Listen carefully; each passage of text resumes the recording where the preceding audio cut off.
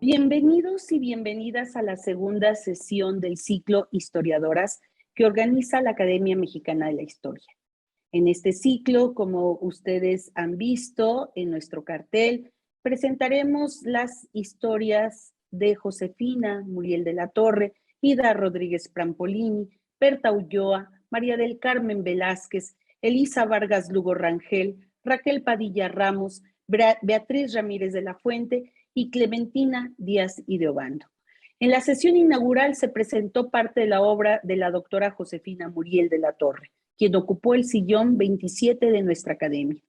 La doctora von Boveser resaltó momentos importantes de la vida de la doctora Muriel, pero sobre todo enfatizó en los aportes historiográficos en el estudio de las mujeres en el México novohispano desde diferentes campos de acción que ella abordó de manera importante. La doctora Josefina Muriel fue una de las precursoras en el mundo, en el campo de la historia de lo femenino. Su tesis doctoral fue publicada por la editorial Santiago, que se llamó Conventos de Monjas en 1946, ya convertida en libro. Fue becaria en España para dirigirse al Archivo General de Indias, fundó y presidió la Junta Mexicana de Investigaciones Históricas, también antes de finalizar la década de los 40. Al desarrollar por más de 5 décadas investigaciones sobre mujeres en la época novohispana, abordó distintos roles de las mujeres. Asimismo, nos permitió la doctora Boveser enfatizar en otras tareas de la doctora Josefina Muriel, como fue la fundación de la revista de estudios de historia novohispana, la dirección en el archivo del Colegio de las Vizcaínas. Su legado incluye una vasta obra de 20 libros, además de artículos, monografías y biografías. Laboró 57 años en la UNAM, fue profesora emérita del Instituto de Investigaciones Históricas, ingresó a la Academia Mexicana de la Historia para ocupar el sillón 27, alcanzó el nivel 3 del SNI. En este ciclo la reconocimos la semana pasada por su fuerza intelectual como historiadora, por ser una investigadora constante, humanista, pero también madre que desde el seno de su familia gestó una nueva generación de investigadoras. El día de hoy vamos a presentar la historia, la vida y obra de Ida Rodríguez Prampolini, historiadora crítica desde el campo de las artes, cuyo trabajo le dio un sentido social justamente al arte. Rodríguez Prampolini ingresó a la Academia Mexicana de la Historia en 1989, siendo en ese momento la tercera mujer en formar parte de nuestra corporación, ocupando el sillón número 8 que perteneció a José Fuentes Mares.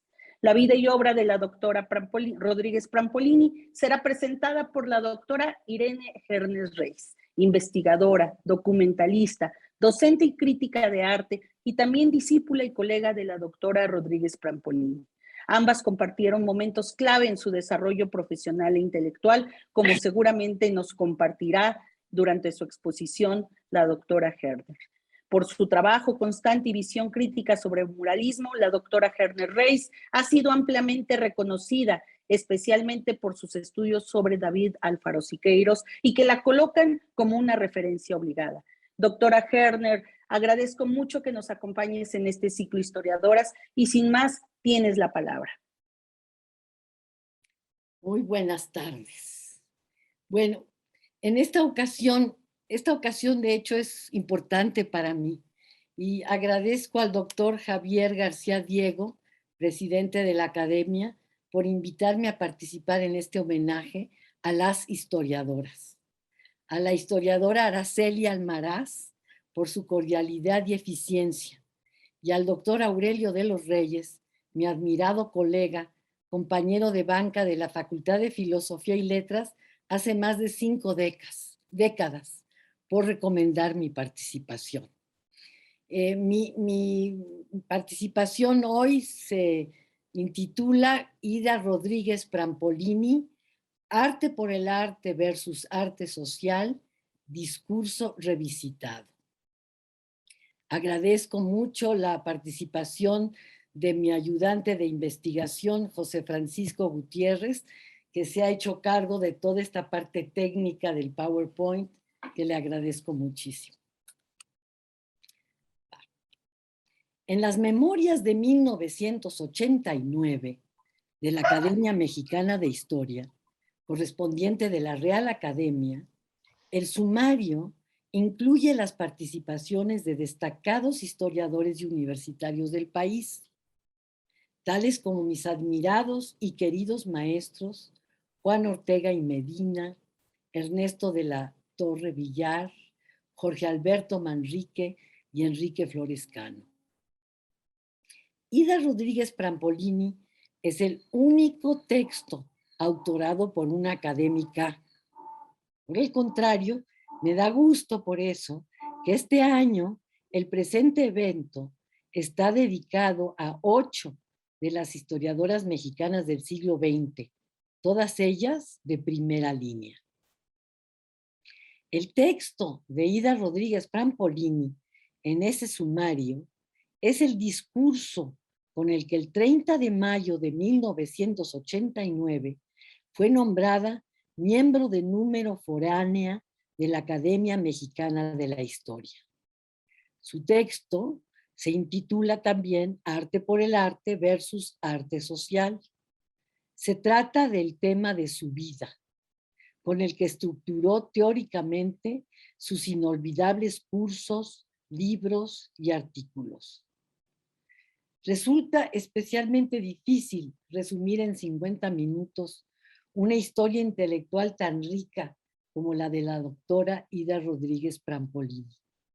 Y más difícil resulta cuando la subjetividad de sus discípulos la recupera en el tiempo como panorama de sorpresas y a la vez como la historia de tantos detalles cotidianos y anécdotas sin fin. Por ello, me ubico en este discurso sin poder evitar que fluyan mis propias vivencias. De entrada, cuando la doctora Rodríguez recibió su membresía, estaba por cumplir los 65 y llevaba ya 44 años de profesora de la Facultad de Filosofía y Letras de la UNAM y de investigadora del Instituto de Investigaciones Estéticas. Ella declaró ese día que ella, al igual que su antecesor, del que tomaba la estafeta, el historiador José Fuentes Mares, que había ocupado la silla 8, que ellos eran historiadores que tomamos partido y no lo ocultamos. Agregó además que el compromiso de historiadores como ellos era la honradez, como seres humanos y mexicanos. Compromiso social desde diferentes barreras de ver el mundo y la historia. En su discurso, la nueva integrante de la academia se identifica con lo dicho por Fuentes Mares sobre la gran pregunta que se hacen los historiadores acerca de las posibilidades de ser objetivos. Y lo cita: hago de mi objetividad, escribe Fuentes Mares, mi estrella polar, pero no la alcanzo. A diferencia del historiador Fuentes Mares, al que ella consideraba un clásico de la historia de México, Ida Rodríguez fue una historiadora del arte y una mujer barroca, que mestiza en su persona diversos ejes que interactuaron en su manera de ser: el académico, el periodístico, el político para promocionar la creación artística, el de mexicana, el de viajera y el de mujer de gran belleza que se aventuró a vivir una historia personal apasionada. Como ella misma constata, sus maridos fueron primero sus maestros e influyeron profundamente su manera de ser y de pensar. Aprendió mucho también al lado de los personajes más conflictivos de su vida, de sus tórridos romances, como ella los nombraba, especialmente de Ruggiero Asta, el conde judío del jet set, que invitó a la veracruzana de clase media a vivir con él en un palazzo de Venecia y con quien se aventuró por el lado oscuro de la luna. Antes de dar a luz a su primer hijo, su adorado Ferruccio, quien por desgracia murió unos años antes que ella. Revisando sus escritos, hallé un texto que escribió ella en 1992 que intituló Mi encuentro con Matías Geritz, en el cual ella misma hace un recuento autobiográfico que incluye no solo la información, sino la gracia de su estilo para decir las cosas. Y dice así: conocí a Matías en julio de 1948 en la penumbra de las cuevas de Altamira. Todavía no ponían iluminación. Yo estaba becada en Europa, acababa de terminar mi doctorado en la Facultad de Filosofía y Letras. Aún no cumplía los 23 años. Tomaba un curso con Eugenio Dors en la Escuela de Verano de la Magdalena en Santander. Dors nos llevó a conocer las cuevas. Y yo, como veracruzana extrovertida que era entonces, me emocioné tanto que empecé a hablar en voz muy alta diciendo cosas como, ¡qué maravilla! Es lo más bello que he visto. Cuando oí una voz que me decía, ¿quiere ver lo más importante? Si quiere, sígame. Y una altísima figura se me acercó, me tomó de la mano y caminamos unos pasos. Se puso a gatas y me introdujo por un pequeño túnel que de pronto se ensanchó, alumbró con una linterna y me señaló un punto rojo. Mire usted, dijo, esta es la primera prueba de la conciencia del yo. Es la huella de un pulgar. Es el signo de cero. Es el comienzo. Él es el hombre que se descubre a sí mismo. Como corolario, Matías la invitó a su casa a comer. Había alquilado por una bicoca el palacio del Marqués de Santillana y estaba enloquecido planeando fundar la escuela de Altamira, idea que no era otra cosa sino comenzar desde cero como aquella huella de las cuevas. Fundar el nuevo hombre, la nueva humanidad. Ahí conocí a Marianne, su esposa, magnífica fotógrafa alemana, disminuida por la exuberante y explosiva personalidad de su Matías. Rodríguez Prampolini, la joven entusiasta, decidió quedarse y ser de las primeras alumnas de la escuela de Altamira. Matías me daba barro, lápices de colores, papel, no tenía para más. Viví con mis papás intelectuales, los Geritz, hasta fines de 1948. En la calle Serrano de Madrid, recibí un telegrama de mi maestro Edmundo Gorman, en el que me pedía casarme con él. Tomé un avión el 9 de diciembre de ese año y nos casamos. Matías y Mariana llegaron a Veracruz en barco en octubre de 1949 y vivieron en nuestra casa. En 1957, Ida acompañó a la pareja a divorciarse al juzgado y los tres llorábamos como niños mientras firmaban el divorcio. Mariana murió en 1958. Para entonces, Ida se había divorciado de O'Gorman y había huido de Ruggiero. Acababa de regresar de Italia con mi hijo Ferruccio, cuenta, de 4 años. También yo estaba separada. Ida y Matías se veían todos los días para hablar de nuestros mutuos amores perdidos. Hablábamos mucho frente a una botella de vino que él se bebía íntegra. Una noche me dijo, ¿por qué no nos casamos y nos volvemos unos sólidos burgueses? Escogió con sensibilidad simbólica la misma fecha de mi matrimonio con O'Gorman, 9 de diciembre, y nos casamos en Xochitepec, Morelos.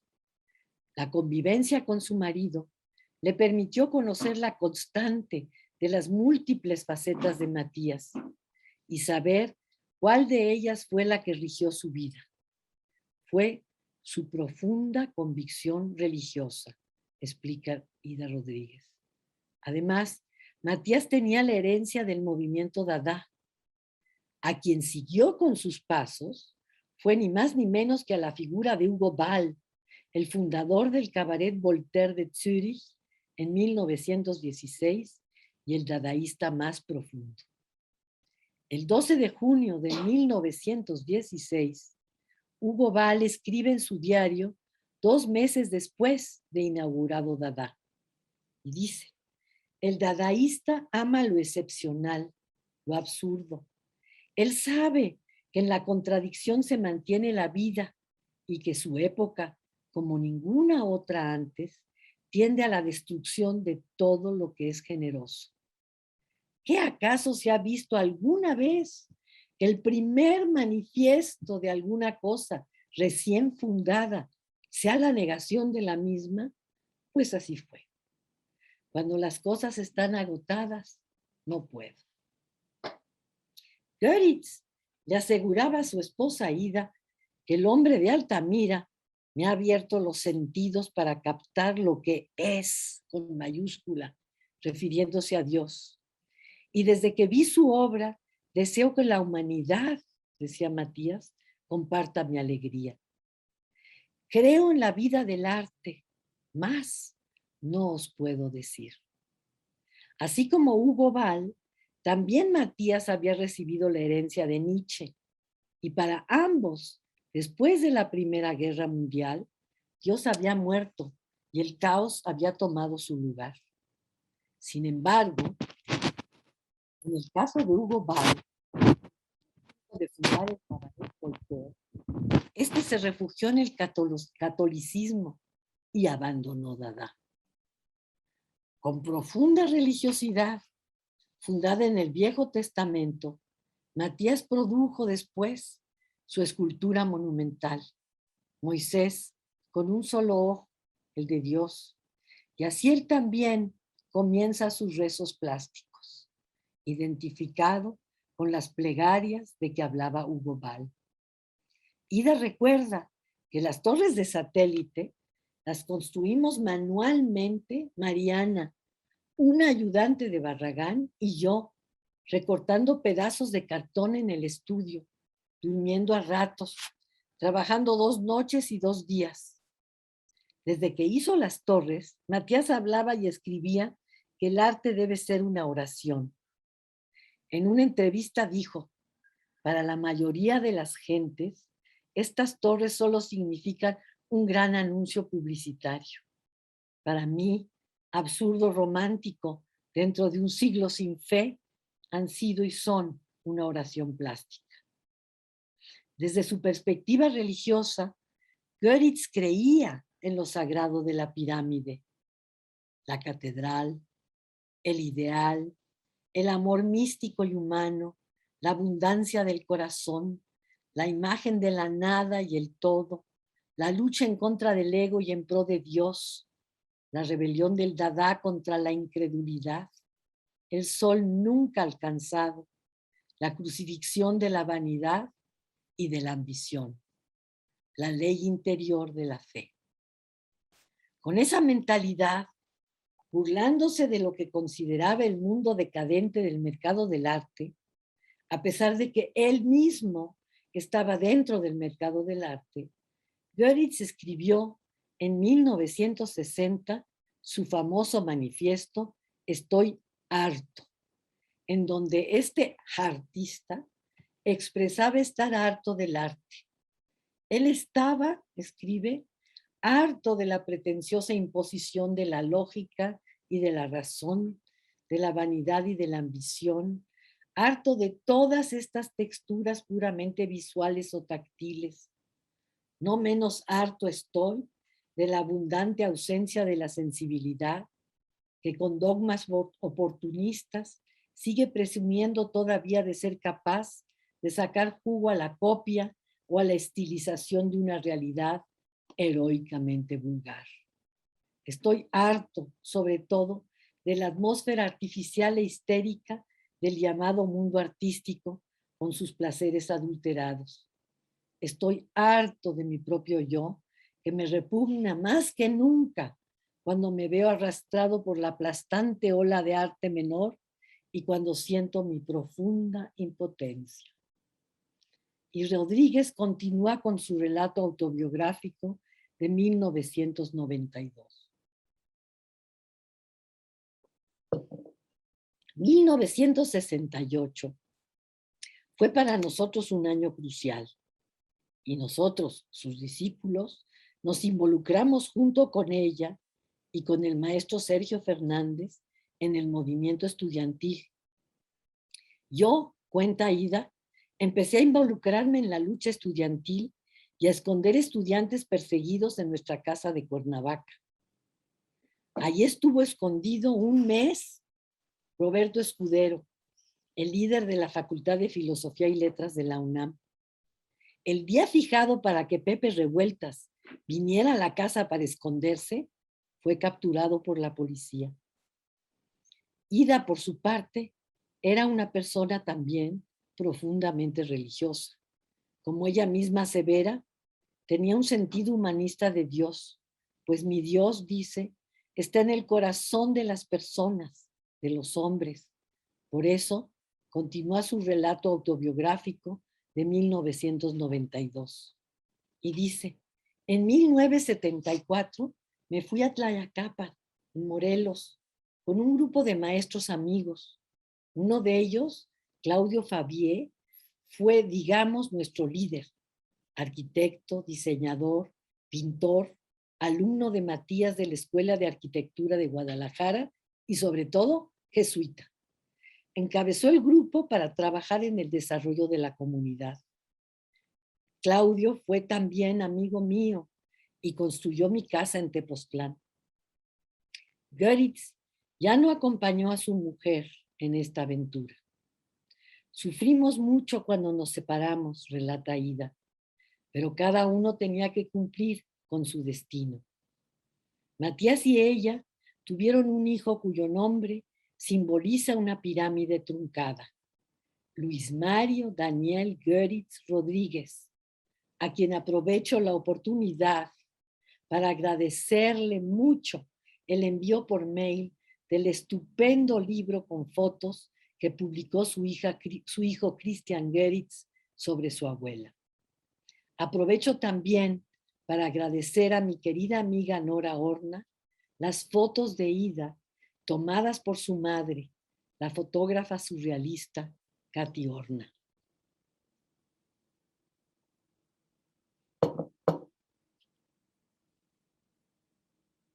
Ida Rodríguez Prampolini era barroca, al estilo americanista al que se refiere Alejo Carpentier. Era una figura del espíritu barroco que quiere nombrar las cosas. El barroco de las columnas salomónicas y los estípites, y más allá, en la actualidad de la poética de Sor Juana. El barroquismo que sigue presente, entretejido como ritmo y como forma, en el espíritu de los artistas y los intelectuales provenientes de las colonias de nuestro continente, surgido de una capacidad de mestizarlo todo, de yuxtaponer los opuestos y lograr estupendas y sensuales armonías. Carpentier subraya la liga entre la acción de mestizar como una ingeniosa capacidad de apropiación identitaria. La doctora Rodríguez representa esta mexicanidad universal. Cuando se refiere a tomar partido, lo hace en dos campos. En uno de estos, fundamenta el derecho del académico a la libre interpretación de la información. En el otro, tomar partido fue para ella participar activamente en la promoción de la creatividad colectiva dentro y fuera del ámbito académico. En ese sentido, era fundamental su regreso al puerto de Veracruz, donde nació el 25 de septiembre de 1925. Ahí tenía una asignatura pendiente que cumplió cabalmente con su sobresaliente labor de promotora del arte.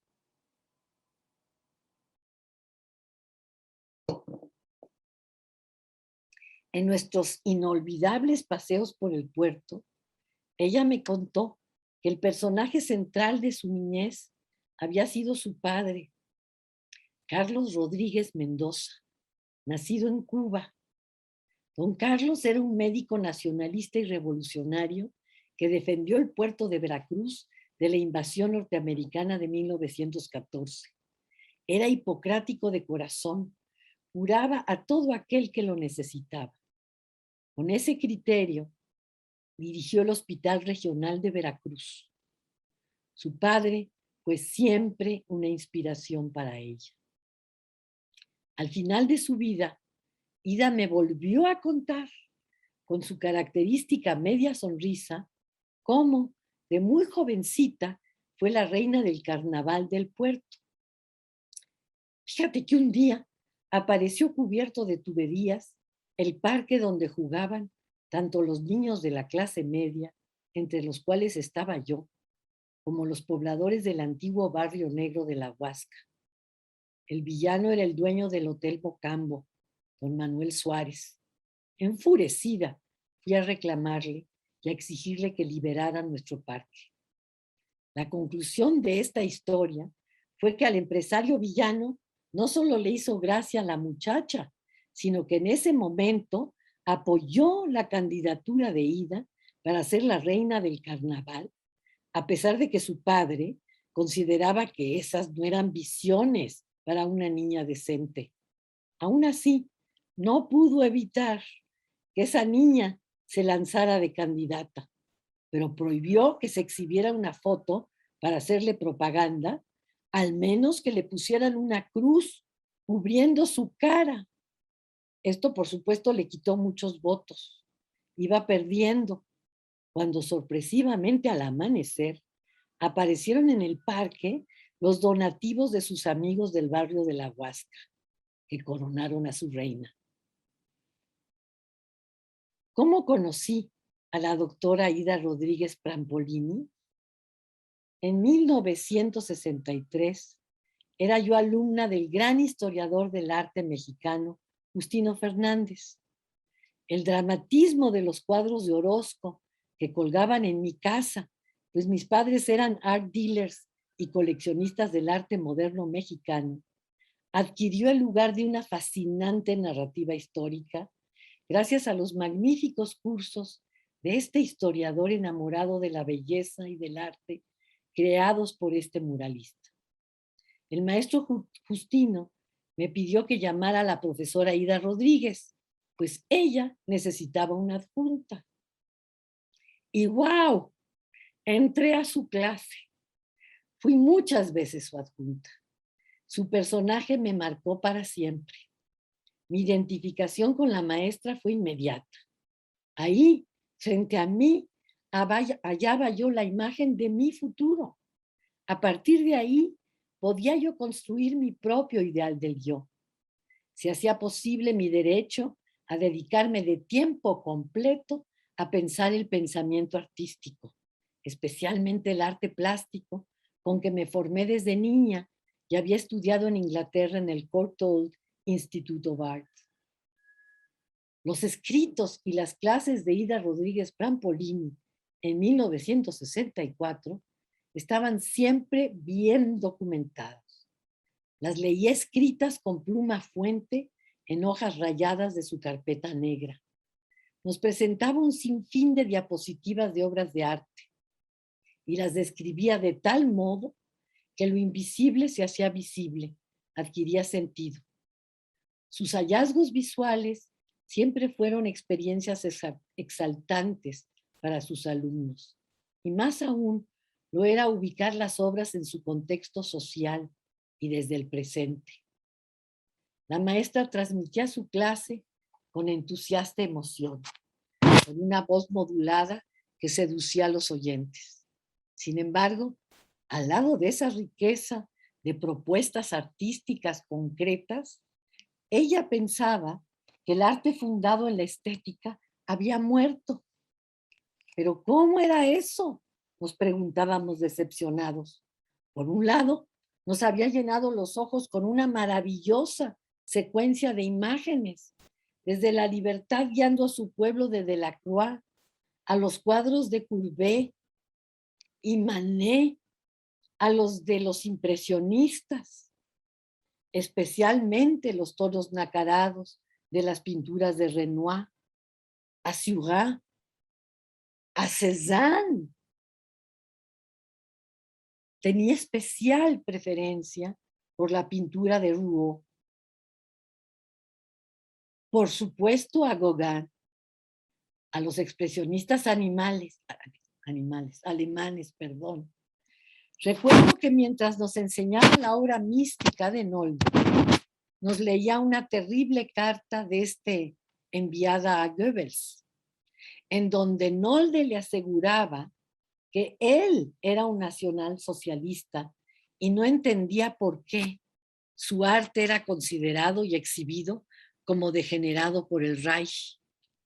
Pero también Ida nos mostró las obras de artistas latinoamericanos y mexicanos, especialmente a los artistas fantásticos, a Abuela, a Montenegro, a José Guadalupe Posada, a Antonio Ruiz el Corsito, a Manuel Rodríguez Lozano, a Juan O'Gorman, a Guillermo Mesa, a José García Osejo y a Pedro Friedeberg. En mi experiencia de alumna y discípula, fue su influencia la que me permitió sistematizar mi pensamiento, especialmente cuando nos aterrizó en el movimiento dadaísta y nos presentó a Matías. Un tiempo después, cuando organizó un seminario de tesis para sus discípulos y anexos, sus discípulos éramos Rita Eder, Francisco Reyes Palma, Luis Alberto de la Garza y yo. Nos convertimos todos con los maestros en dadaístas, cada cual con sus propias fantasías. Especialmente compartíamos las de ellos. Recuerdo un viaje a Nueva York y nuestras deliciosas extravagancias, como por ejemplo, cuando los 4 discípulos y nuestra maestra compramos y nos pusimos los primeros vestidos de papel a la moda del arte pop. Los artistas pop estadounidenses, en su mayoría nacidos en los años 30, estaban entonces de moda. Ida los ubicaba desde la ironía de su teoría sobre la muerte del arte por el arte. Consideraba que ellos se habían echado a cuestas la tarea de realizar un nuevo arte, un arte de la masa, un arte que vuelva a establecer una comunicación con la sociedad en que se produce. Y para ello se valen y adoptan el mensaje más directo y vulgar. Así el pueblo podrá, dicen ellos, nuevamente entender el arte. En ese viaje, en 1967, también nos aventuramos asombrados con nuestra profesora al Electric Circus de Warhol. Y antes habíamos presenciado en la calle Haight-Ashbury, en San Francisco, el nacimiento del movimiento hippie, con sus múltiples expresiones de ansiedad por ir más allá de la moral burguesa y sus imposiciones sexuales. Y fuimos al nuevo County Museum of Art en Los Ángeles. Fue un viaje inolvidable, gracias a la beca que Mildred Constantine, funcionaria del Museo de Arte Moderno del Nueva York, MoMA, le consiguió a su amiga, la maestra, para que visitara con sus 4 discípulos los museos de arte moderno y contemporáneo de Los Ángeles, San Francisco, Chicago, Boston y Nueva York. Quería que nosotros fuésemos testigos del auge artístico estadounidense que se convertía en un lugar fundamental de la innovación artística después de la guerra. Lo que caracteriza los escritos, la cátedra y la conversación de Ida Rodríguez Prampolini es su capacidad es su capacidad de integrar todo lo tradicional con las novedades artísticas que iban surgiendo en su propia era, sin perder la visión de historiadora, nunca, formada por los grandes maestros de la Facultad de Filosofía y Letras, y especialmente Edmundo Gorman. Para la joven doctora en historia, su motivación era abrir el pensamiento y enfocar la mirada en el mosaico de diversidades en que se había atomizado el arte de Europa y de América a partir de 1830, para hallar los denominadores comunes que pudieran sistematizar su clasificación. En su invaluable libro Arte Contemporáneo de 1964, la doctora Rodríguez escribe: la historia que me propongo contar en este libro será, por lo tanto, la de las exequias, la de los intentos de resucitación y la de las últimas bendiciones echadas al cadáver de la estética. O sea, a la diosa que levantó la razón como objeto único y central de veneración. No intento, concluye, ni creo que sea posible dar una solución al caso de la crisis en la cual vivimos. Fue en la convivencia con Matías Geritz que primero Ida y luego nosotros, sus discípulos del seminario, nos dejamos provocar por sus propuestas postdadaístas. Los hartos fue nuestra canción fundamental. Un proceso nos remitía a ambos, a Matías y a Ida, al cuestionamiento de posguerra, que antes que ellos se hizo el historiador del arte clásico alemán al que mucho admiraban, Wilhelm Wöhringer, en 1919, que dice: ¿por qué no ha de ser posible que esas energías específicas que originaron el fenómeno del arte plástico busquen otra base para manifestarse? Esas energías específicas mismas de ningún modo se extinguirán. Solo se extinguirá su modo momentáneo de manifestarse.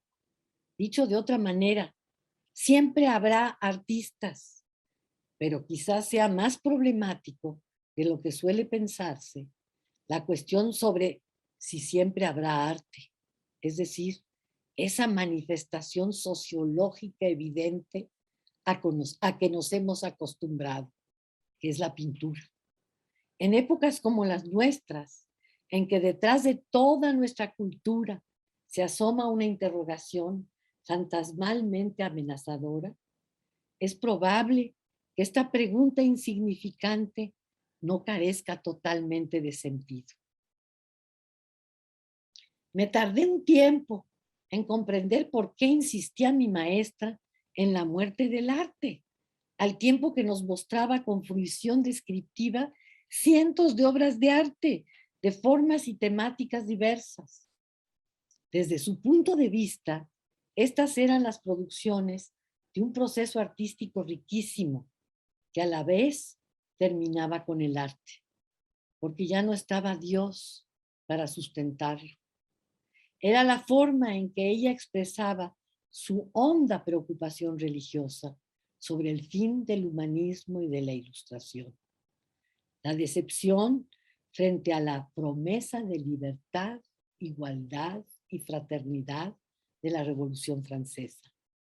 Era el fin de la imagen del hombre pleno, del Superman que Rousseau trazó en su Emilio. Es más, después de la Primera y luego de la Segunda Guerras Mundiales, era imposible seguir pensando en el imperio de la razón. Freud escribía sobre el inconsciente, un lenguaje de puras afirmaciones, de pulsiones sexuales y del deseo, reprimidos, censurados por la moral y las buenas costumbres de la burguesía. Desde la perspectiva de Ida Rodríguez, el siglo XX había perdido el sentido fundamental del arte. Y el refinamiento estético, la belleza como meta, no eran suficientes. Se requería hallar las maneras de dar cuenta pública del horror de la guerra, la enfermedad y la muerte. Al mismo tiempo, Ida consideraba que el pueblo de la urbe contemporánea estaba esclavizado dentro de una masa uniformizada y aplanada por el consumismo. La autora describía con un tono apocalíptico que al mismo tiempo nunca perdía la sensualidad y el gusto por el arte y por la vida.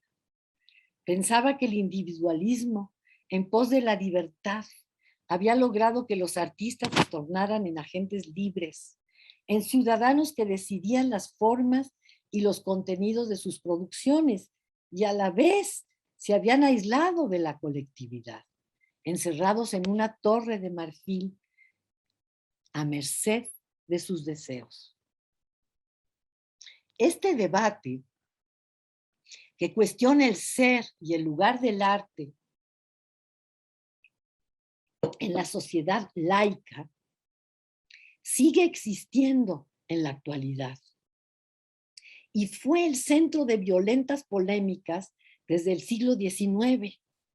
En el prólogo de la novela de Théophile Gautier, Mademoiselle de Maupin, el autor establece una forma de pensar el arte que comparte el sentido mítico y simbólico de las religiones y la magia, en tanto el quehacer artístico es una acción que se ritualiza en que se ritualiza la belleza como su dirección primera.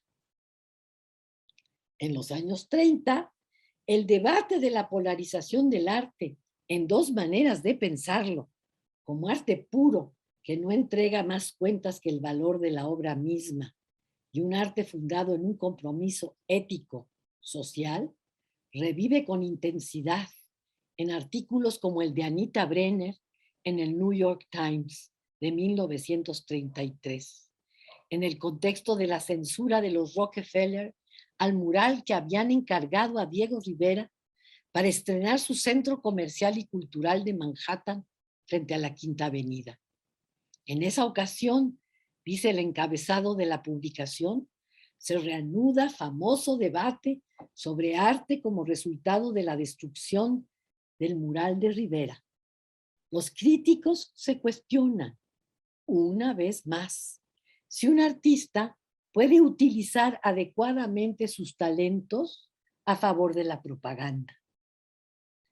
La contradicción en este asunto no se ubicaba realmente entre arte puro y arte al servicio de una causa, ya que el arte puro no puede vivir fuera del mercado del arte. En ese momento, Rivera era un creyente trotskista, quien consideraba que el arte público era tan nutritivo como el trigo.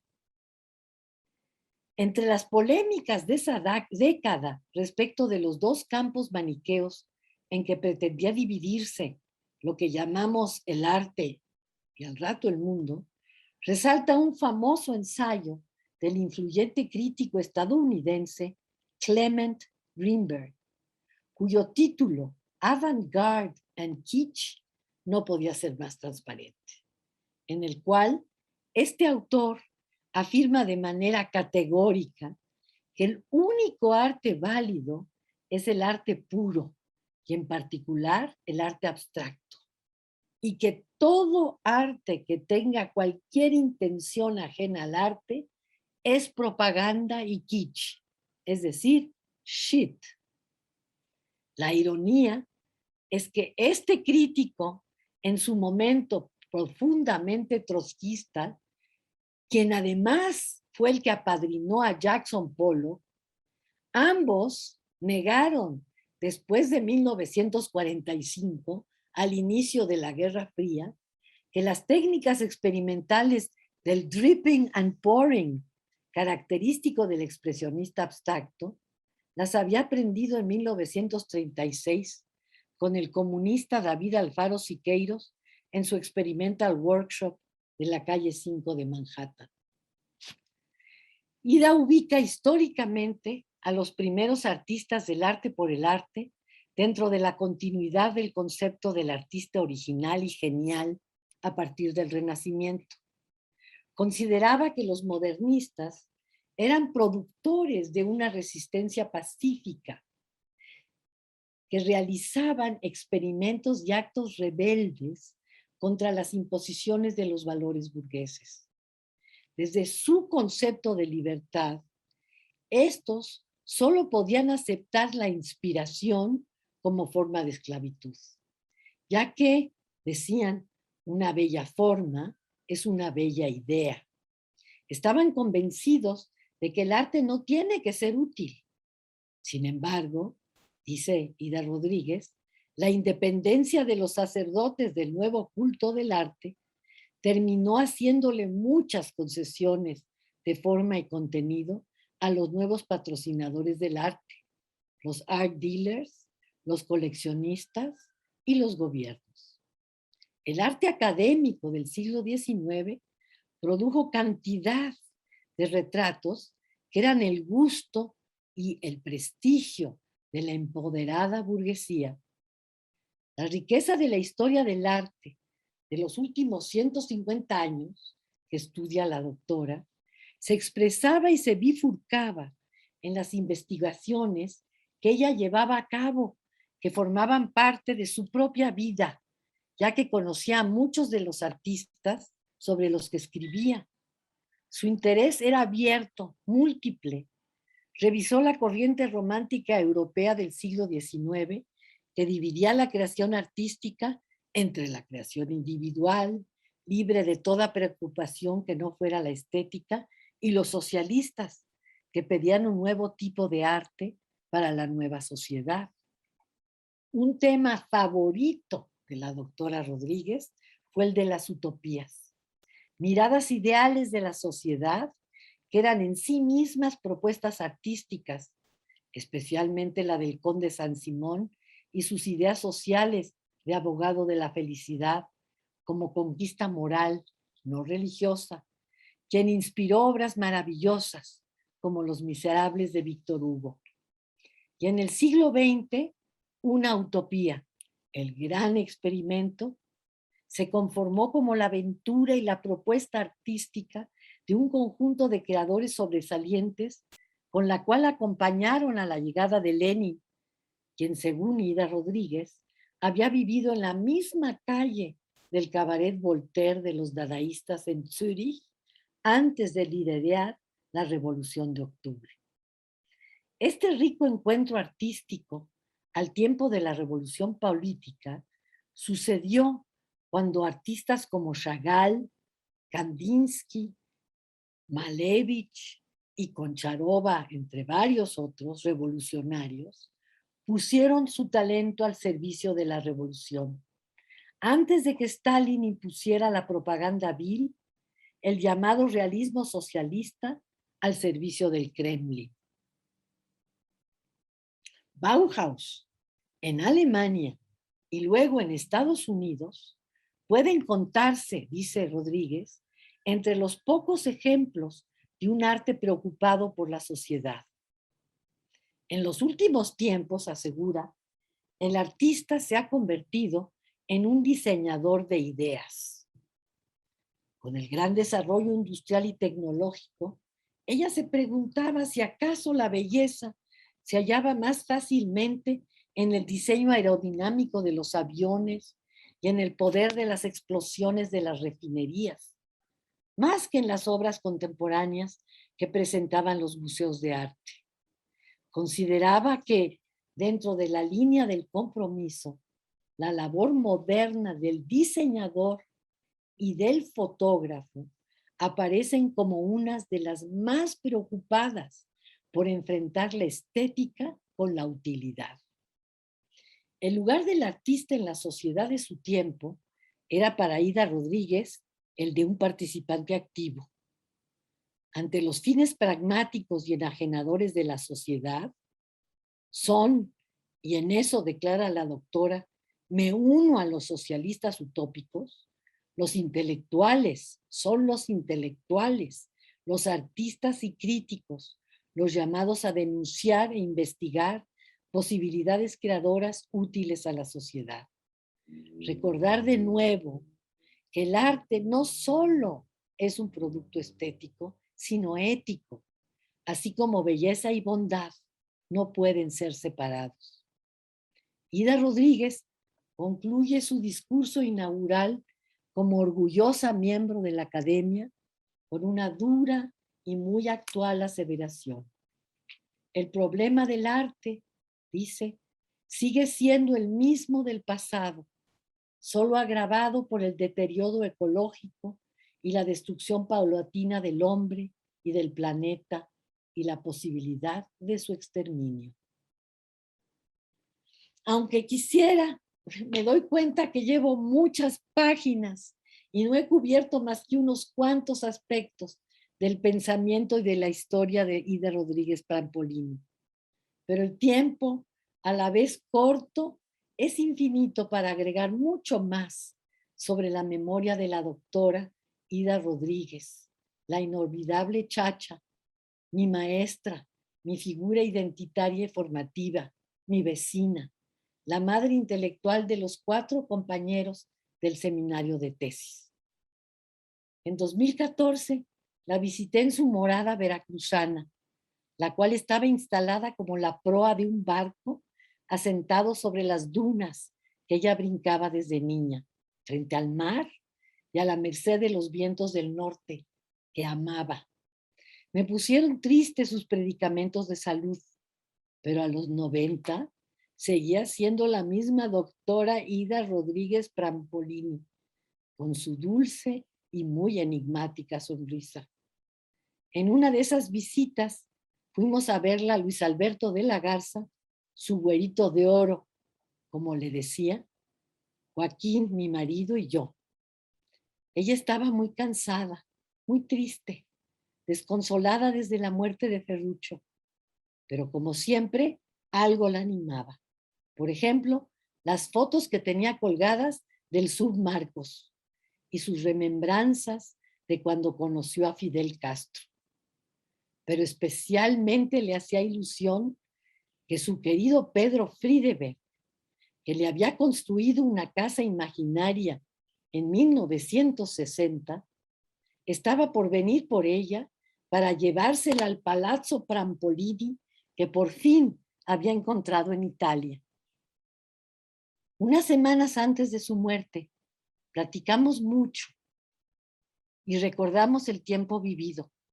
Nos tomamos un tequila clandestino y disfrutamos haber reencontrado nuestro diálogo invaluable, en el que la historiadora profesional era una persona muy cercana, que nunca hizo una distinción entre las pasiones de la vida y las del alma de universitaria.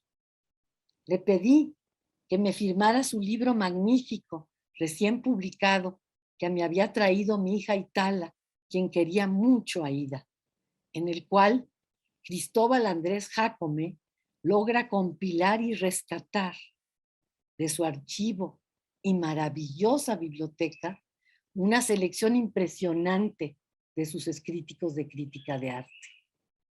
Hacía mucho que Ida no podía escribir, veía muy mal, pero así, con su escritura quebrada, me reubicó como lo que siempre fue y será para mí, mi maestra, modelo y preferida. Muchas gracias.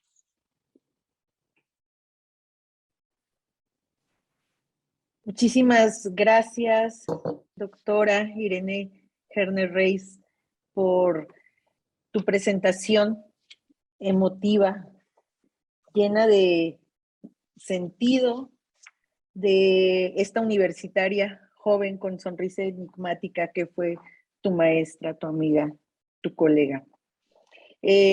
Abrimos la sesión de preguntas para quienes nos acompañan aquí en esta sesión, a la cual también pues tenemos invitados especiales igual que la vez pasada, pero también a quienes nos están siguiendo por nuestra transmisión en vivo. Abro en lo que yo recojo las participaciones externas.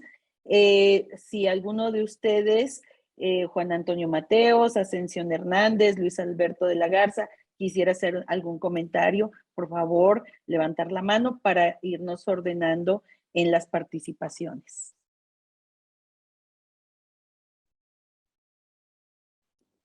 Sí, Luis Sí, Alberto. adelante Luis Alberto, por favor, bienvenido. Bueno, muy buenas tardes. Es un gusto estar esta tarde aquí con todos ustedes y sobre todo recordando la figura de Ida Rodríguez Prampolini, nuestra maestra. Pues como dice Irene, efectivamente hay muchísimas cosas que se podrían seguir tratando. El otro día que ella me platicaba lo que estaba haciendo, pues justamente pues faltaban muchísimas y faltarán todavía muchísimas más cosas al respecto.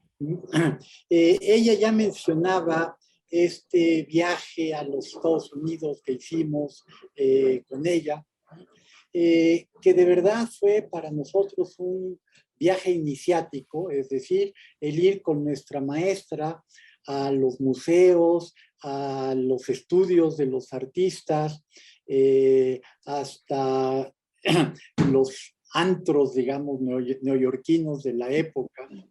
Fue de verdad una experiencia inolvidable, es decir, una parte formativa que creo que difícilmente se puede tener de otra manera, es decir, una convivencia de un poquito más de un mes, ¿no? O sea, vernos todos los días, comer, comentar, conocer, ¿no? Fue realmente una experiencia, insisto, única, ¿no?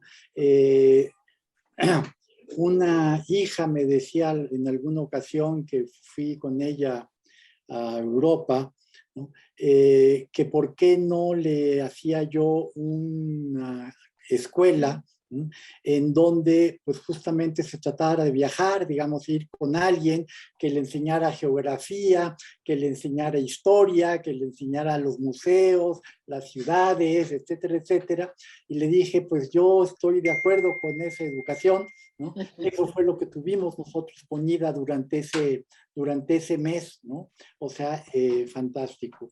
Yo simplemente quisiera añadir una pues, experiencia muy personal, digamos, en este caso, de los primeros momentos en que conocimos a Ida Rodríguez. Pues como buenos jóvenes veinteañeros en la época, con el boom de la literatura latinoamericana, estábamos ávidos, digamos, de toda la producción de la época, Vargas Llosa, García Márquez, obviamente, Fuentes, etcétera, etcétera. Y así pues yo llegué a Lezama Lima con Paradiso, ¿no? Pero sinceramente, pues yo nunca pasé de la página 20, no entendía de qué se trataba. Y en una ocasión, platicando justamente con Ida, ¿no? Le comentaba yo esta situación. Ella tenía, digamos, una costumbre de irse de pronto sola de vacaciones en unos días, ¿no? Una semana, y su único equipaje, decía ella, era una maleta de libros. Y justamente en esa ocasión se había llevado el libro de Lima y regresó obviamente encantada. Y entonces yo pues con toda la pena del mundo le dije, pues mira, lo que pasa es que yo no entendí, la verdad, nada, nunca pude pasar en esa época de la página 20, ¿no? Y entonces ella me dijo una gran lección, digamos, justamente que tuve con ella. Me dice, pero ¿cómo no le entendiste? Dice, están todas las cuestiones de la teología, todas las discusiones entre Santo Tomás y este y el otro, y no, pues le dije, sí, tienes toda la razón del mundo, voy a tener que esperarme un tiempo para leerlo, ¿no? Porque tú ese conocimiento ya lo tienes, ¿no? Y entonces pues yo no estoy entendiendo esos diálogos, esas referencias, pues porque me falta todavía, digamos, mucho. O sea, estábamos, repito, en la mitad de la carrera aproximadamente, ¿no? Y entonces, bueno, pues fue una lección para mí muy importante de aprendizaje de lo que es verdaderamente la humildad, ¿no?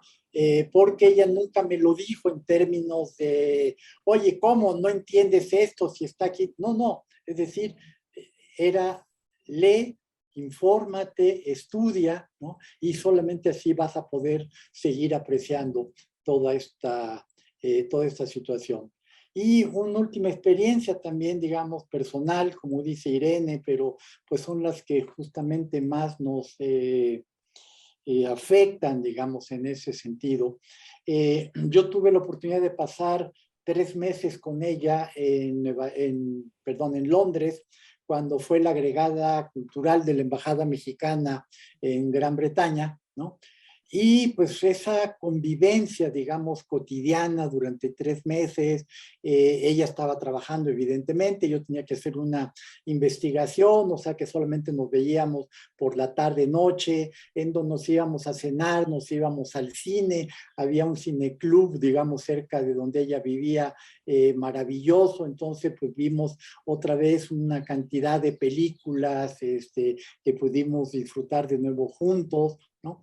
Y 2 exposiciones que me tocó ver con ella, que pues le daban sentido, digamos, para mí muy, muy fuerte, pues aquello que había sido el seminario del cual hablaba Irene, digamos, este seminario donde se discutía la cuestión del arte por el arte o arte al sentido de la vida. Y entonces nos tocó ver una exposición de los artistas, digamos, rusos, soviéticos, digamos, o sea, con todo lo que se hizo en estos primeros momentos de la Revolución Rusa, ¿no? Diseñar trajes para los trabajadores, diseñar vajillas, es decir, esta idea de darle sentido al arte, pero precisamente en función de la vida y no en función del museo, etcétera, etcétera. Y al mismo tiempo, otra impresionante exposición de Edvard Munch y los trabajadores, ¿no? Es decir, ya no era solamente, digamos, el típico grito, no sé, sino un Munch también muy comprometido precisamente con toda la problemática social, con la suerte de la clase obrera. Y entonces, de nuevo, digamos, después de tantos años, volver con ella a repetir ese tipo de situaciones, de cuestionamientos, es decir, igual que en el viaje iniciático, ¿no? Para mí fue de verdad una lección de vida muy, muy impresionante. Pues eso es todo, no quisiera acaparar más la atención. Gracias.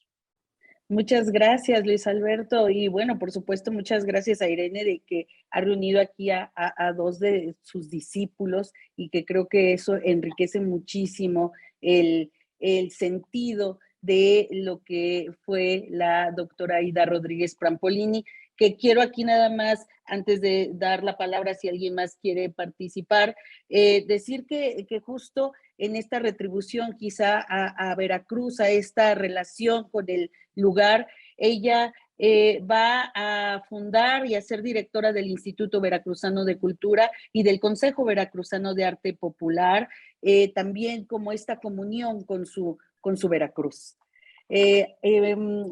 Doctora Ascensión, vi como que querías participar. ¿Está tu micrófono apagado? Tu micro sigue apagado, doctora Ascensión. Hay que prenderlo. ¿Ya? Ahí está. Sí, perfecto. Pues muchas gracias por invitarme, Araceli. Es una conferencia muy interesante. Yo la conocí, no muy de cerca, pero me parecía una mujer muy simpática, atractiva, con mucha personalidad. Me gustó mucho su libro sobre el surrealismo. Y esta conferencia de la doctora Irene, pues me ha dado un retrato mucho mejor que el que yo tenía. Y me ha gustado muchísimo. Y nada más felicitar a la doctora Irene porque no cualquiera tiene una alumna que hace ese recuerdo tan maravilloso de su maestra. Muchísimas gracias, doctora. Gracias, doctora Ascensión. Elena González te felicita por estos reconocimientos y manda saludos a la doctora Irene Herner, referencia indispensable en el hacer cotidiano de los museos y la historia de arte en México. Y nos dice su libro sobre el surrealismo y el arte fantástico en México, dio a conocer artistas en ese momento poco conocidos como Manuel González Serrano. No sé si tengas alguna reacción respecto a estos comentarios. Te mandan muchos saludos, María Laura Risueño, que es una apreciada ponencia la que has dado el día de hoy, doctora Herner. También, saludos y más felicitaciones por haber hecho este recorrido desde un punto de vista íntimo, pero que nos revela también estas otras intimidades de la doctora Ida Rodríguez Prampolini.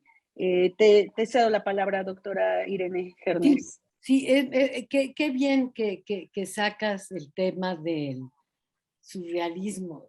Ida escribió este maravilloso libro, Surrealismo y Arte Fantástico, pero ese en sí hubiera implicado toda la conferencia, porque ella ahí hace una explicación impresionante a partir de Dada, de por dónde ella va pensando las participaciones de los diversos artistas, y sin dejar su crítica de la muerte de la estética, sin embargo, da a ver de una manera impresionante las obras no solo de estos artistas en Europa, especialmente Breton y su mentalidad en relación a los artistas mexicanos, a Frida Kahlo y no solo a Frida Kahlo, sino que además ella se mete a estos artistas surrealistas que fueron exiliados en México y que sin embargo de alguna forma se manejaron de una manera separada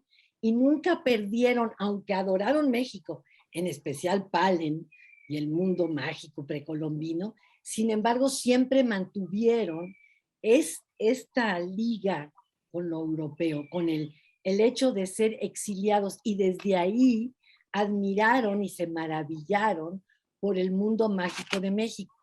Entonces ella dice, pero hay toda una serie de artistas mexicanos, latinoamericanos, pero especialmente mexicanos, como Ruelas, Montenegro, ¿cómo se llama? Osejo, y varios otros, bueno, el Corcito. Por ejemplo, esa obra del Corcito, del personaje sobre la silla, dirigiendo a una masa de calabazas, bueno, es extraordinaria.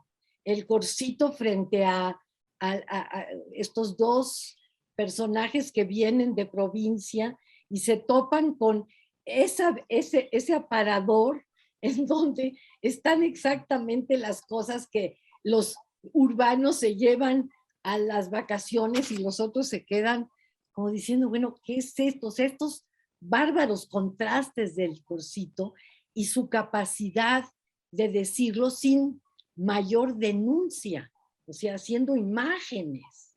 Bueno, o sea, ella hace una descripción impresionante. A mí lo que me llamaba la atención de la Chacha es que ella integraba artistas y movimientos artísticos y pensamientos artísticos, las integraba a su historia. O sea, ella era historiadora y entonces todo tenía cabida. Era muy impresionante y además como tenía el don de la escritura, no solo el don de la palabra, bueno, pues sus escritos, yo ahora que salvajemente, Araceli, me pusiste a releerla. Bueno, es que no, es imposible, es una obra inmensa. Así es. Yo te quisiera preguntar, doctora Irene Herner, sobre los debates en torno al muralismo, porque tú en ese campo eres ahora una referencia, pero en su momento te tocó vivir con ella también esta construcción de la crítica al muralismo. ¿Nos quieres compartir parte de estas discusiones? Ya, creo que ya no como discípula, sino más bien ya como colega. ¿No? Ahí ella y yo tomamos caminos muy dispares, ¿sí? No, en realidad no tanto, porque mi formación está allí, pero efectivamente yo había conocido a Siqueiros de muy jovencita. Mis padres eran coleccionistas de Siqueiros, de Orozco, de Rivera, de Tamayo, Entonces, bueno, y yo llegué a conocer a Siqueiros en la casa de mis padres. Entonces y todo eso fue simultáneo, fue contemporáneo. Entonces, en un primer momento, efectivamente, especialmente Matías, me decía, no, el arte comunista, ideológico, no, eso es propaganda. Y de alguna manera, en aquel entonces, los dos me hicieron alejarme del muralismo y encontrar todo este otro camino. Yo había estudiado, había sido maestro mío, uno de mis maestros en Londres había sido Gombrich, con su historia del arte. Entonces yo tenía toda una visión, pues junto con mis papás, etcétera, de la maravillosa historia de los Old Masters, etcétera, etcétera. Y bueno, toparme con Ida Rodríguez y con Matías Geritz era la provocación total. Y yo entré en toda esa provocación y nunca me di cuenta en qué momento me salí. Y me salí en realidad sin salirme, ¿sí? O sea, me fui a un ladito. O sea, después de todo esto de la muerte del arte, de la estética, de repente un día en un seminario, Francisco Reyes Palma, porque yo era la única que no lograba encontrar el tema de tesis, Francisco dijo, bueno, pero es que Irene es capaz de decir que puede hacer una tesis sobre Jorge Negrete o Tarzán. Y entonces Ida dijo, sí. Y yo dije, pues, ¿por qué no? Y entonces, bueno, entre risas, me dieron 4 meses, ¿sí? Y en esos 4 meses, bueno, al principio yo verdaderamente no sabía ni por dónde empezar. Pero yo, la Chacha era mi modelo, tenía mi escritorio de cortina y tenía mi pecera arriba con peces, y ella me había enseñado que primero tiene uno que escribir y hacer escritura automática. Y una vez que salió aquello, es cuando uno entra a corregir, a añadir, etc. Entonces, bueno, pues yo le hice caso y bueno, me senté allí, dibujé pececitos y de repente agarré una grabadora de cinta. Les estoy hablando de 1971. O sea, agarré una grabadora de cinta y empecé a leer así un párrafo de Tarzán, la primer novela, un párrafo del Emilio de Rousseau, un párrafo de Tarzán, un párrafo de Rousseau. Y cuando terminó la cinta, la prendí y la puse. Me acuerdo que empecé a gritar por toda mi casa, o sea, fue así, serendipity, ¿no? Era idéntico, ¿no? Idéntico. Y a partir de ahí, efectivamente, yo me metí al mundo de la cultura de masas, porque ahí encontré ese lugar del arte, que el arte por el arte y que el arte al servicio de la sociedad no habían reconocido, porque lo habían ubicado totalmente dentro del marco de lo comercial. Y en realidad ahí había estructuras fundamentales, estructuras míticas fundamentales.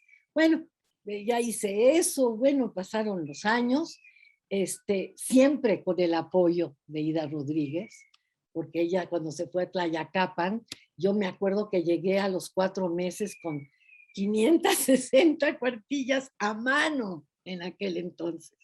Y entonces nos sentamos allí en Tlayacapan, en su maravillosa biblioteca, con la que vivía y se llevaba a todas partes. Y entonces, bueno, la estuvo viendo y la bajó a 260. Me dijo, muy bien. Entonces todavía yo le agregué más páginas. Y el día del examen, sí, ella y yo lloramos de emoción el día del examen. Y entonces ella dijo, es que esta alumna mía tiene en una rama, tiene peras, en otra tiene higos, en otra tiene manzanas. Y bueno, entre ella y el apoyo del adorado maestro Ortega y Medina, sí, bueno, me apoyaron, me felicitaron. Además, llegué con una película, con una pequeña película que había hecho con mi queridísimo amigo Jack Seligson, en donde habíamos hecho un levantamiento de Tarzán y lo habíamos ubicado como personaje integrado a la cultura general. Desgraciadamente esa película se perdió, pero bueno, y después de eso, yo un día en 1986, me dediqué al periodismo cultural, etcétera, pero un día en 1986 vi que era el centenario del nacimiento de Diego Rivera.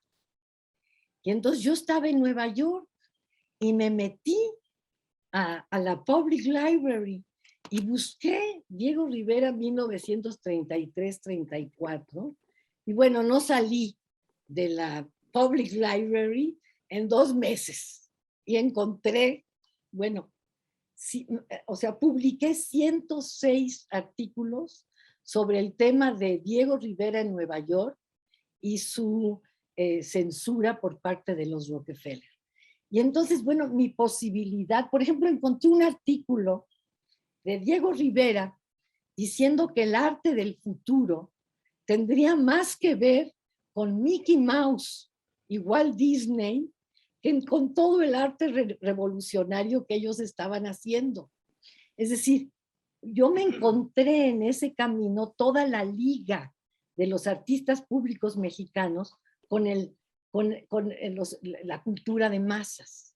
Y eso me ha permitido regresar al arte desde esta perspectiva del arte público con un elemento muy importante. Ida Rodríguez y Matías hablaban de lo religioso, de la necesidad de que haya algo más allá de uno para que la estética tenga sentido. Entonces, ellos hablaban un poco en plan de lo místico, de lo religioso, al tiempo que a mí me queda claro, el religioso Siqueiros lo hacía desde la ideología. Y en última instancia, es una estructura muy semejante. Entonces ha sido apasionante. Me encantaría reencontrarme con Ida hoy y tener ese debate. Así es. Bueno, imagínate, o sea, pensar que Tarzán, el hombre mito, en parte se debe a esta provocación, ¿no? De ella hacia contigo. Totalmente. ¿Sí? Y es la línea que sigues tú de este consumo de masas y que después se convierte pues en parte de pues prácticamente tu obra, aunque no sigas al lado ya después de la doctora Ida Rodríguez Prampolini. Y ahí es donde podemos hablar de continuidades y discontinuidades, pero la presencia de ella está en ti como en sus discípulos, ¿no? Porque mira, por ejemplo, la posibilidad de darme cuenta que el lenguaje, o sea, Siqueiros en su lenguaje plástico incluyó dentro del lenguaje el lenguaje de los mass media, de los cartoons y del cine y de la fotografía.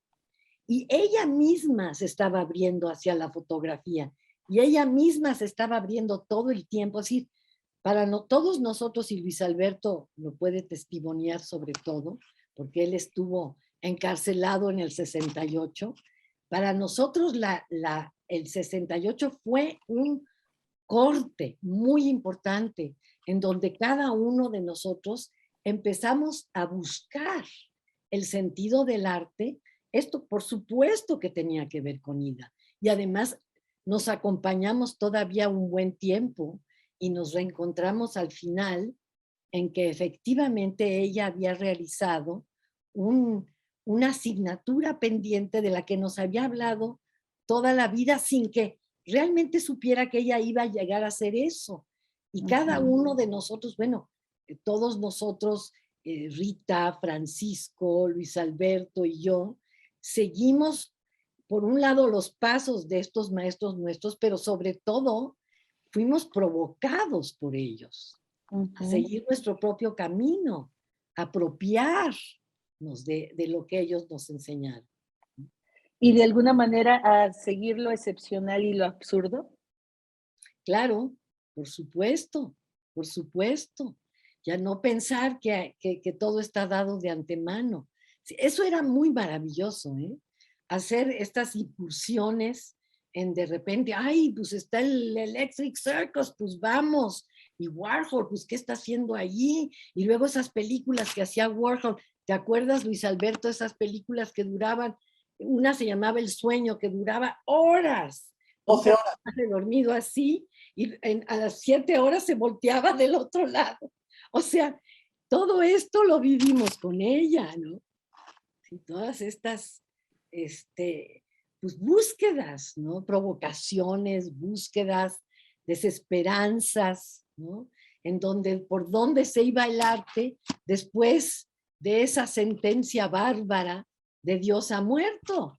Si el arte siempre estaba, como decía Hegel, en lo más espiritual del ser humano, ¿no?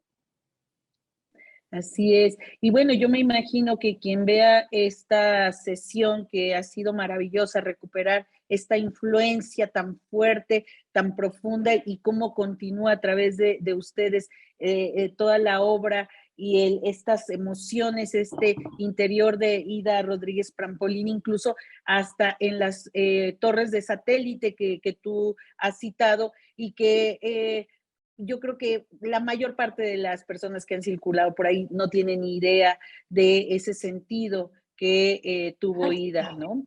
Exacto, y Matías, ¿sí? Y Matías Geritz, por Cuando yo supuesto. estaba haciendo lo de las historietas, un día llegó Matías y me trajo su Superman viejo. Me dijo, aquí está, para que te acompañe, ¿no? O sea, había una relación muy cercana entre todos nosotros. Era realmente, y sobre todo eso, cuando ves que la vida está totalmente trenzada con el pensamiento, eso es fantástico. Claro, y entonces la historia del arte se convierte en la historia de las ideas, la historia de la sociedad. Cierto, exactamente. Exactamente. Pues te agradecemos Yo no sé si enormemente. Juan Antonio quisiera decir algo, Juan Antonio Mateos, ¿no? Pues muchas gracias. Realmente no tengo mucho que decir. Sí. Estoy muy contento, primero, de poder escuchar esta sesión que no solamente evoca recuerdos, sino que pone sobre la mesa discusiones absolutamente contemporáneas. Son discusiones de hoy, no son de ayer y sí serán de mañana. Y cada vez que escucho este tipo de situaciones, lo que estoy pensando sobre todo es esta parte de la historia, en donde lo más incierto de la historia es el pasado. El presente es incierto y el futuro nadie sabe, pero confirmo la incertidumbre del pasado y la importancia que tiene de estudiarlo todo el tiempo, de escuchar lo que hemos escuchado hoy, que en realidad, como decían hace un momento, es más las historias de las ideas que las historias de las personas individuales, es la historia de las ideas que van conformando una sociedad y creo que lo has logrado, Irene, presentar de una espléndida forma. A mí me ha gustado muchísimo, no tengo más que felicitarte y llenarme de alegría también porque veo a Luis Alberto que hacía tiempo no lo veía y es también un gran amigo, y a todas ustedes y a todos ustedes, gracias por haber propiciado esta situación y escuchar a Irene otra vez. Muchísimas gracias a ustedes por acompañar, gracias a quienes también nos estuvieron siguiendo por la plataforma de Facebook, gracias a la asistencia técnica tanto de Yasmín Jimeno como de Adolfo Ortiz de la Academia Mexicana de la Historia. Gracias también, por favor, sí, claro, a José Francisco Gutiérrez Camacho, que hizo posible que nos deleitáramos de esas maravillosas imágenes. Gracias a las colaboraciones que te hicieron llegar para que pudiéramos tener esas imágenes tan preciosas, Irene. Creo que la provocación sigue porque la doctora Gisela von Boeser creo que nos ha culminado a tratar de tener al final de este ciclo una ruta para que no quede solamente en un archivo visual, que es el objetivo, es un objetivo, pero también dejarlo como parte de estos homenajes que se publican, que se hacen visibles desde ese formato. Y ya te puse a trabajar, mencionaste, quizá con esta recuperación que has hecho podamos tener al final un trabajo publicable para poder compilar las historias de estas grandes historiadoras. Con mucho gusto, wow. Qué fantástico, porque hoy día lo que más necesitamos es seguir pensando y profundizando y refinando nuestra alma. Así es, y creo que aquí ha quedado claro, y además, bueno, con este ojo, estos dioses que van, vienen, que a veces parecen que no existen, pero ahí están, y que nos has hecho recordar a través de la vida y obra de Ida Rodríguez Prampolini. Yo pues te agradezco enormemente esta generosidad y esta disposición, así como al resto de nuestros acompañantes el día de hoy.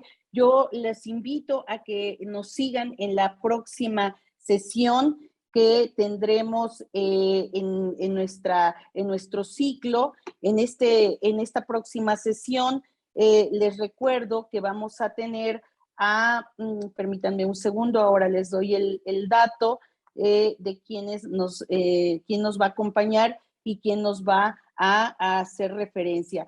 Tenemos el próximo 18 de abril a la doctora Josefina MacGregor Gárate, que nos va a hablar de una historiadora, Berta Ulloa Ortiz, una de las primeras también historiadoras que refiere a la Revolución Mexicana como mujer, historiadora de las relaciones diplomáticas México-Estados Unidos. Entonces, seguramente iremos completando este crucigrama o este rompecabezas de estas grandes historiadoras del siglo XX que nos han dado tanto, como bien nos ha expuesto la doctora Irene Herner Reis, nuevamente a quien agradezco. Así que a todos ustedes muchas gracias y nos vemos el próximo 18 de abril con una vida y obra de una historiadora más.